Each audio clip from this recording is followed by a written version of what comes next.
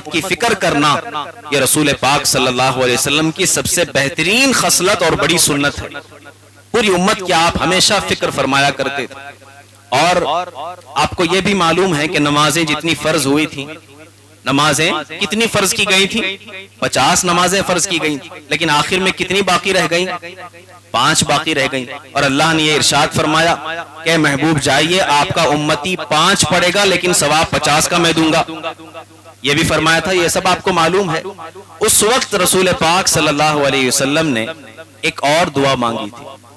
وہ کیا ہے دعا؟ اللہ کی بارگاہ میں آپ نے یہ عرض کیا کہ اے اللہ، آج تو نے مجھے سب کچھ عطا فرما دیا کہ جس رب کی میں عبادت کر رہا تھا اپنی آنکھوں سے آج دیکھ رہا ہوں، میرے لیے سب سے بڑی بات ہے، لیکن آج میں اپنی امتیوں کو بھولوں گا نہیں، ان کے لیے دعا کرنے آیا ہوں۔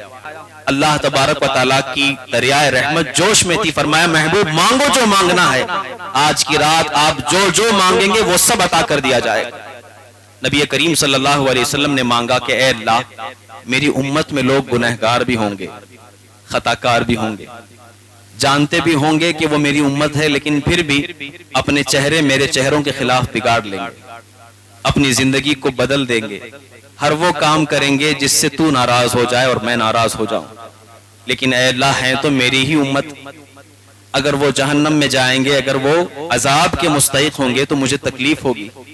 اے اللہ، بس تجھ سے اتنی دعا ہے، اتنا میں مانگتا ہوں کہ قیامت کے دن میری امت کو اے اللہ میرے حوالے کر دینا، میں جسے چاہوں جنت میں داخل عطا کر دوں۔ یہ کوئی آسان بات ہے؟ اگر یہی بات ہوتی تو ہم دنیا میں پیدا ہی کیوں ہوتے؟ فرشتے ہوتے۔ اگر دنیا میں اگر ہم عبادت نہیں کر رہے ہیں اور ایسے ہی زندگی گزار رہے ہیں گناہوں میں، اور کل قیامت میں ایسے ہی بخش دیا جائے تو پھر تو ڈر ہی نہیں، خوف ہی نہیں، جو چاہے جس طرح زندگی گزارے گا۔ لیکن اللہ کے رسول صلی اللہ علیہ وسلم نے جو ارشاد فرمایا، عرض کیا اے اللہ، مجھے میری امت میرے حوالے کر دی جائے۔ اللہ نے ارشاد فرمایا اے محبوب، اگر پوری امت حوالے کر دی جائے گی تو پھر یہ جہنم کس کے لیے بنا دی گئی؟ پھر گناہگاروں کا ڈر ہی باقی نہیں رہے گا، وہ تو کھلے عام گناہ کرتے رہیں گے کہ ہمیں تو نبی کریم نے یہ گارنٹی دے دی ہے کہ جنت میں جانا ہی ہے، پھر تو وہ کچھ بھی کرتے رہیں گے۔ اللہ کے رسول صلی اللہ علیہ وسلم کو اللہ کی طرف سے یہ حکم ہوا کہ لیکن تو نے میری بارگاہ میں آج کی رات مانگا ہے تو میں ضرور عطا کروں گا۔ اے محبوب جاؤ اپنے امتیوں کو یہ بشارت دے دو، مشکات کی حدیث میں پڑھ کر بتا رہا ہوں اردو میں۔ اللہ کے رسول صلی اللہ علیہ وسلم کو اللہ نے یہ ارشاد فرمایا اے محبوب جاؤ اور جا کر اپنی امتیوں کو یہ مژدہ سناؤ، کل قیامت کے دن آپ کی امت جس تعداد میں بھی ہوگی اس میں سے آدھی کی آدھی پوری امت بے حساب بخش دی جائے گی، بے حساب و کتاب بخش دی جائے گی۔ اب ہونا یہ چاہیے تھا کہ اگر آدھی امت بے حساب بخش دی جاتی، رسول پاک خوش ہو کر خاموش ہو جاتے، لیکن آپ نے مسکرا کر ارشاد فرمایا اے اللہ، آدھی امت اگر جہنم میں جائے گی تو مجھے تکلیف ضرور ہوگی۔ اے اللہ، آدھی امت اگر تکلیف میں ہوگی تو مجھ سے وہ بھی دیکھا نہ جائے گا، اے اللہ کرم فرما، میری دعا کو قبول فرما۔ تب اللہ تبارک و تعالیٰ کی دریائے رحمت جوش میں آئی اور اللہ نے یہ ارشاد فرمایا اے محبوب جاؤ، میں تمہیں اپنی جانب سے ایک ایسی طاقت عطا کر رہا ہوں جسے شفاعت کہتے ہیں۔ کل قیامت کے دن اے محبوب آپ جس کا ہاتھ تھامیں گے وہ جنت میں جائے گا۔ یہ نہیں کہ آدھی امت، کہ پونی امت، کہ پوری امت۔ اب بس ہمیں اپنی زندگی میں یہ فکر کرنا ہے کہ نبی کے سامنے کھڑے ہونے والا چہرہ ہمارا ہو جائے، ہم اس طرح کے اعمال کر سکیں کہ وہ ہمارا ہاتھ تھام سکیں، ورنہ ہماری زندگی تو اٹھا کر کے دیکھ لیں کہ گناہوں سے بھری ہوئی ہے، تباہ کاریوں سے بھری ہوئی ہے۔ ہم نے اس دل کے اندر دنیا کی محبت کو بسا دیا، نبی کی محبت کو نکال دیا۔ سال میں بس ہمیں رمضان اور یہ 3 راتیں اور کچھ جمعہ یہ آتے ہیں جب ہمیں اللہ اس کے رسول کی یاد آتی ہے، اس کے علاوہ ہم کبھی اللہ کو یاد نہیں کرتے، کبھی نبی کو یاد نہیں کرتے۔ تو کل قیامت کے دن پوری زندگی جس کی گناہوں میں گزری ہوئی ہے، کل قیامت کے دن وہ اللہ کے رسول کی بارگاہ میں کیا منہ لے کر کھڑا ہوگا کہ یا رسول اللہ میرا ہاتھ تھام لیجیے۔ اس وقت پوچھا جائے گا کہ تو زندگی میں میرے سنت کے خلاف اپنے چہرے سجایا کرتا تھا، میری سنت کے خلاف تو پوری زندگی گزارا کرتا تھا، آج کیا منہ لے کر آیا ہے؟ میں اللہ کی بارگاہ میں کیا جواب دوں گا؟ اے مسلمانوں، اپنی آخرت کی فکر کرو۔ جب وہ نبی اللہ کے پاس ہمیں نہیں بھولے ہیں تو ہمیں زندگی میں ہر دن اس نبی کو یاد کرنا چاہیے۔ ہر دن اس نبی کی یاد کو اپنے دل میں بسانا چاہیے اور ان کے بتائے ہوئے مشن کو لے کر اپنی زندگی میں چلنا ہوگا اور اسی کے مطابق زندگی گزارنا ہوگا۔ یہ دنیا اور اس کی محبتیں یہ کام آنے والی نہیں ہے، یہ چند دن کی رعنائیاں ہیں، کچھ دن میں ختم ہو جاتی ہیں۔ بڑی سے بڑی محبت ماں کی محبت کہلائی جاتی ہے، لیکن موت کے بعد ماں بھی بھول جاتی ہے، باپ بھی بھول جاتا ہے۔ پھر 3 دن کے بعد لڑائیاں شروع ہو جانے لگتی ہیں کہ اس نے کتنا پیسہ کمایا تھا، کس کس کو دیا جائے۔ بہن جو آپ کے بغیر سوتی نہیں تھی، جو آپ کے زخمی ہونے پر رویا کرتی تھی، 4 دن کے بعد وہ بھی بھول جاتی، بس کبھی یاد آئی تو آنسو کے 2 قطرے بہا دے گی اور پھر خاموش ہو جائے گی۔ قیامت کے دن کوئی ساتھ نہیں آئے گا، اگر کوئی ساتھ دینے والی ذات ہے تو وہ اللہ کے رسول کی ذات ہے۔ پھر کیوں نہ ہم ان کی محبت کو اپنے دل میں بسائیں۔ میں دنیا کی محبت کی بات کر رہا تھا، یہاں پر نوجوان بہت سارے لوگ جمع ہیں، ان کے لیے ایک بہت نصیحت آمیز میرے استاد نے یہ بتایا تھا، وہ واقعہ میں ذکر کر دوں کہ دنیا کی محبت کیا ہے۔ ہر شخص آج کسی خوبصورت عورت کے پیچھے پریشان ہے، کسی نہ کسی خوبصورتی کے پیچھے پریشان، اور ہر لمحہ وہ زندگی کا ایک اہم مقصد سمجھتا ہے کہ میں پوری زندگی میں کسی طریقے سے اسے حاصل کر لوں، میں کامیاب ہو جاؤں گا، میں کامیاب ہو جاؤں گا۔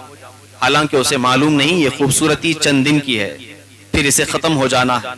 لیکن اس وقت ایسا جنون طاری ہوتا ہے کہ کسی کو سمجھ نہیں آتا۔ حضرت جنید بغدادی رضی اللہ تعالیٰ عنہ کے زمانے میں فرمایا گیا کہ آپ کے پاس رہنے والا ایک خادم جو آپ کے گھر میں نوکر تھا، خدمت کرتا تھا، اسے آپ کے یہاں کام کرنے والی ایک خادمہ سے پیار ہو گیا تھا، محبت ہو گئی۔ شیطان بہکاتا ہے، آنکھیں بہک جاتی ہیں، دل بہک جاتا ہے، گناہ ہو جاتے ہیں۔ اس کا دل بہک گیا، غالباً وہ خادم نہیں مرید تھا، باہر سے آیا تھا، اس نے خادمہ کو دیکھا، دل میں بس گئی اور کہا کہ میں اسی سے نکاح کروں گا، اسی کے ساتھ رہوں گا۔ اور بار بار پھیرے لگایا کرتا، جنید بغدادی کی بارگاہ میں آیا کرتا، بیٹھتا تھا، لیکن اللہ اور رسول کی باتیں سننے کے لیے نہیں بلکہ اس عورت کو دیکھنے آتا تھا کہ کہیں ایک جھلک پڑ جائے، دیکھ لوں۔ کسی طریقے سے یہ بات حضرت جنید بغدادی کو پتہ چل گئی، معلوم ہو گئی کہ آپ کا ایک مرید آپ کی خادمہ کے پیچھے پریشان ہے۔ اور جنید بغدادی کون ہے؟ سید الطائفہ، حضور غوث پاک کے پیر کے بھی پیر ہیں، دادا پیر ہیں۔ حضور سیدنا جنید بغدادی رضی اللہ تعالیٰ عنہ کو سید الطائفہ کہا گیا ہے، اولیاء کا سردار، اس وقت کے جتنے اولیاء تھے، بہت بڑا مقام ہے آپ کا۔ فرمایا گیا آپ کی بارگاہ میں بیٹھنے والے کئی لوگ اولیاء ہوا کرتے تھے، اور جس پر نگاہ کرم فرما دیتے دل کی دنیا بدل جاتی تھی، اور اپنی زندگی کا کینہ، بغض، عداوت ختم کرنے کے لیے لوگ آپ کے پاس آتے۔ آپ کو بڑی تکلیف ہوئی کہ لوگ میرے پاس اپنے گناہوں کی کدورت دھلنے کے لیے آتے ہیں، اور یہ دنیاوی غرض سے آیا ہے۔ ایک لڑکی کے عشق میں پریشان ہو گیا تو آپ نے اسے سمجھانے کی کوشش کی، بلا کر کے پوچھا، کہا کہ کیا تمہیں اس لڑکی سے محبت ہے؟ کہا ہاں حضور مجھے اس سے محبت ہے، مجھے اس سے نکاح کرنا ہے، اس کے ساتھ رہنا۔ کہا کہ پکی بات ہے، تمہیں کون سی چیز اس کی اچھی لگی؟ کہا اس کا چہرہ بڑا خوبصورت ہے، اس کا بدن بڑا خوبصورت ہے، اور میں دیکھتے ہی فریفتہ ہو گیا تھا، اس لیے میں چاہتا ہوں کہ اسے پالوں، زندگی میں حاصل کر لوں۔ آپ نے کہا بس یہی ہے؟ محبت کا نظریہ جو ہے صرف جسم اور چہرے سے ہے؟ کہا ہاں، اس کے جسم اور اس کے چہرے سے میں محبت کرتا ہوں، اسی لیے محبت ہوں۔ کہا ٹھیک ہے، 3 دن کے بعد آنا، میں تمہارا اس سے نکاح کرا دوں گا، اگر تم چاہو گے تو میں اس کا نکاح کرا دوں گا، 3 دن تک تم انتظام کر لو جو تمہیں انتظام کرنا۔ اولیاء کرام کا طریقہ کار دیکھیے، لوگوں کو دنیا کی حقیقت بتلانے کا۔ جنید بغدادی رضی اللہ تعالیٰ عنہ نے جب یہ بات ارشاد فرمائی، وہ شخص چلا گیا، اور ادھر آپ نے اپنی خادمہ کو بلایا اور اس کے کھانے کے اندر دوائی ملا دی، جس سے انسان کو لوز موشنز زیادہ ہوتے ہیں اور انسان کی پوری غلاظت دور ہو جانے لگتی۔ جانتے ہیں جو گھوڑوں کو کھلایا جاتا ہے جو دوائی ہوتی، وہ آپ نے اس کے کھانے میں ملا دی۔ سیدنا جنید بغدادی اپنی خادمہ کے جو کام کرتی تھی ملا دیا۔ اب اس کی حالت اتنی کمزور ہو گئی، اتنی کمزور ہو گئی، آپ جانتے ہیں یہ کتنی خطرناک چیز ہے۔ انسان 2 دن کے اندر چاہے تو مر بھی سکتا ہے، اس قدر تکلیف ہو جاتی ہے۔ ارشاد فرمایا کہ یہ عورت جس بیت الخلاء میں جا کر کے غلاظت کرتی ہے اس کو دھونا نہیں، اس کو صاف نہیں کرنا، اس کو ویسے ہی باقی رہنا. یہ اللہ والوں کا حکم، عجیب چیز ہے، عقل میں آنے والی چیز نہیں. مریدین کرتے رہے. وہ عورت آتی، بہت زیادہ پریشان تھی، بار بار آتی بیت الخلا میں اور غلاظت کرتی، چلی جاتی، لیکن اس کو جمع کیا گیا، پھینکا نہیں گیا، پانی نہیں بہایا گیا، ایک جگہ پر رکھا گیا. اور 3 دن کے بعد اس لڑکی کی حالت اتنی خستہ ہو گئی کہ آنکھیں اندر چلی گئیں، آنکھوں کے نیچے ایک سیاہ دائرہ بن گیا، پوری خوبصورتی چلی گئی، بالکل وہ دبلی ہو گئی، دیکھنے کے لائق اس کی صورت باقی نہیں تھی، اور وہ بیڈ پر آرام کر رہی تھی. 3 دن کے بعد وہ نوجوان بڑی خوشی کے ساتھ کپڑے وغیرہ پہن کر آیا اور کہا جنید بغدادی آپ نے وعدہ کیا تھا نکاح کرائیں گے، میرا اس سے نکاح کرائیے.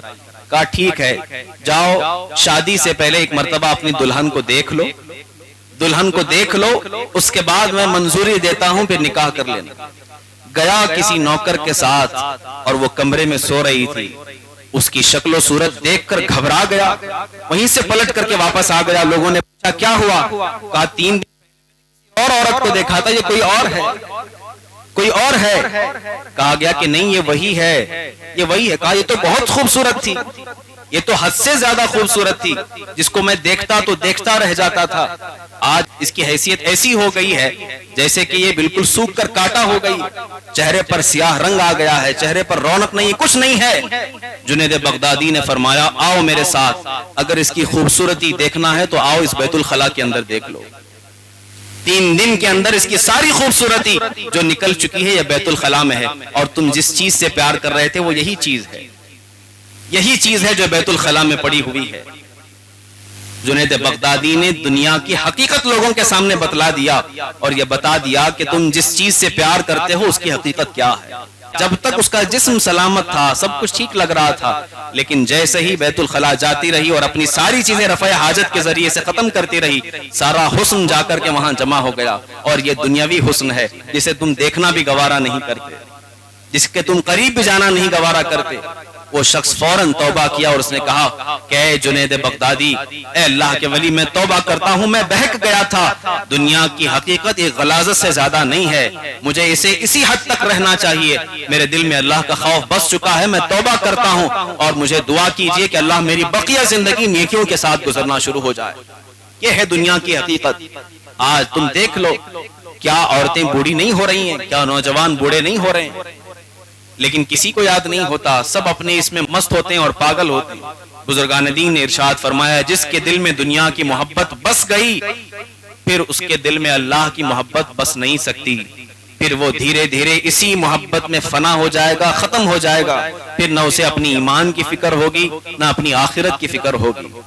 آؤ اپنے اس دل کے اندر رسول پاک صلی اللہ علیہ وسلم کی محبت کو بساؤ. وہ محبت کے جس کو بسانے کے بعد تمہارے چہروں پر رونق آ جاتی ہے، روشنی آ جاتی ہے. وہ محبت کے جس کو تم آج اگر بساؤ گے بھی اور ان کی یاد میں زندگی گزار لو گے، کل قیامت کے دن رسول پاک صلی اللہ علیہ وسلم ہزاروں لوگوں میں اپنے عاشق کو اس طرح پہچان لیں گے گویا کہ پہلے سے جانتے ہو. رسول پاک صلی اللہ علیہ وسلم صحیح طور پر پہچان لیں گے اور اپنے قریب کر دیں گے. اور جانتے ہیں آپ، جب کوئی شخص رسول پاک سے ٹوٹ کر محبت کرتا ہے تو آپ اس کا ساتھ نہیں چھوڑتے. ایک شخص تھا جو زندگی بھر گناہوں میں جس کی گزر گئی، بہت تکلیفوں میں گزر گئی، گناہ کرتا تھا، بدکاریاں کیا کرتا تھا، اور اس کا بیٹا جو تھا وہ رسول پاک صلی اللہ علیہ وسلم کا عاشق تھا اور درود مبارکہ پڑھا کرتا تھا. کہتے ہیں اس شخص کا جب انتقال ہوا اس کی شکل گدھے کی طرح بنا دی گئی تھی اور کوئی دیکھ نہیں سکتا تھا. بیٹا گھر کے اندر دروازہ بند کر رو رہا تھا کہ معاشرے میں میں کیا جواب دوں گا، لوگوں کے سامنے کیا کہوں گا، میرے باپ کی شکل گدھے کی طرح ہو گئی. اس قدر شرابی اور گناہگار تھا کہ اس کی شکل گدھے کی صورت سے بنا دی گئی. گھبرا رہا تھا اور اس وقت ایک ہی چیز اسے یاد آئی کہ میں نے سنا ہے کہ نبی کی بارگاہ میں دعا کرنے پر ضرور قبول ہوتی. زندگی بھر انہیں درود پڑھ کر کے میں نے یاد کیا ہے. فرمایا گیا حضرت غالباً عبداللہ ابن مبارک رضی اللہ تعالیٰ عنہ کے زمانے کی یہ بات ہے. فرمایا کہ میں اس وقت وہ شخص روتے روتے اللہ کے نبی صلی اللہ علیہ وسلم کی بارگاہ میں استغاثہ کرتے کرتے سو گیا. اسی وقت سو گیا اور اچانک دروازے پر دستک ہوئی. اٹھ کر کے دروازہ کھولا تو کیا دیکھتا ہے، ایک شخص گھر کے اندر داخل ہوتا. کہا کیا ہوا؟ کہا میرے باپ کی حالت یہ ہے. کہا میں ٹھیک کرتا ہوں. قریب آیا وہ شخص اور آ کر کے پردہ ہٹایا کفن کا دیکھا تو گدھے کی طرح شکل تھی اور اپنا ہاتھ پھرایا اور پھر سے کفن ڈال دیا اور وہاں سے پلٹ گیا۔ وہ شخص کہتا ہے کہ میں نے پہچانا بھی نہیں یہ آدمی کون ہے، اچانک آیا اور آ کر کے میرے باپ کے چہرے پر ہاتھ پھیر دیا اور میں کیا دیکھتا ہوں، میرے باپ کا چہرہ 14ویں چاند کی طرح چمک رہا ہے۔ کیا بات ہے، یہ کون شخص ہے؟ کیا وقت کے بہت بڑے ولی ہیں؟ کون ہیں؟ قریب گیا اور جا کر کے پلٹ کر قدموں میں گر گیا اور پوچھنے لگا، اے آنے والے انسان، مجھ پر اتنا بڑا احسان کرنے والے، مجھے بتا تو صحیح کہ تو کون ہے، مجھے بتا تو صحیح کہ آج لوگوں کے سامنے میری عزت کو تم نے بچا لیا ہے، کون ہو تم، مجھے بتا تو صحیح تاکہ میں اس احسان کا قرض ادا کر سکوں۔ اللہ اکبر۔ وہ ذات گرامی پلٹی، وہ شخص پلٹا اور اس نے ارشاد فرمایا، انا محمد الرسول اللہ صلی اللہ علیہ وسلم۔ حضرت عبداللہ ابن مبارک نے اپنی کتاب میں یہ واقعہ لکھا کہ میں محمد اللہ کا رسول ہوں، زندگی بھر تو نے مجھ پر درود پڑھا ہے، میری رحمت کیسے گوارا کر سکتی ہے کہ تیرا باپ لوگوں کے سامنے بدنام ہو جائے، جو مجھ پر درود پڑھے گا اس کی عزت کی حفاظت میں کروں گا۔ رسول پاک صلی اللہ علیہ وسلم نے ایسے عالم میں اسے بچایا جب وہ پوری دنیا کے سامنے بدنام ہونے والا تھا۔ اے مسلمانوں، اپنی زندگی میں یہ گانے سننا، یہ باجے سننا اور یہ عورتوں کے پیچھے گھومنا، ان چیزوں کو ترک کر دو، چھوڑ دو اور پھر اپنے دل کے اندر سبز گنبد کی محبت کو بسا دو۔ پھر دیکھنا اللہ کے رسول صلی اللہ علیہ وسلم تم پر ایسا کرم فرمائیں گے کہ پوری دنیا دیکھتی رہ جائے گی اور تمہاری عزت کرتی ہوئے نظر آئے گی۔